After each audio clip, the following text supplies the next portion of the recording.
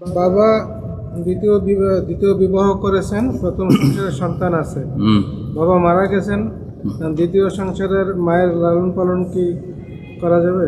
দ্বিতীয় মায়ের যতদিন না বাবা বেঁচে ছিলেন ততদিন যদি বাবা, মশলাটা খুব সূক্ষ্ম কিন্তু শুনে রাখেন, ফিকহি মশলা। বাবা যতদিন বেঁচে ছিলেন কার উপর ফরজ ছিল? ভরণ পোষণ বাবার ওপর।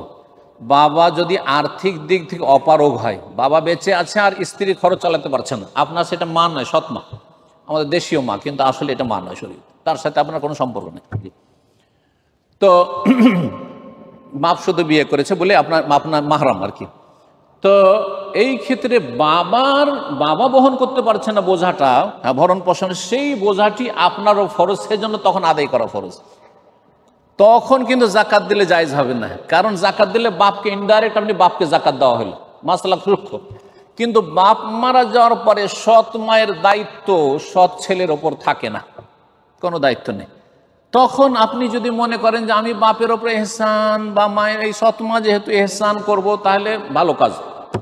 আর যদি না করেন ফরজ নয়, জাকাত যদি দেন তবু জায়েজ, যেহেতু আপনার ওপর যখন দায়িত্ব নয়, তাহলে জাকাতটা আপনার স্বার্থে ব্যবহার হলো। জাকাত যদি আপনার স্বার্থে ব্যবহার হয় তাহলে দেওয়া জায়েজ নাই, তখন জাকাত আদায় হবে না।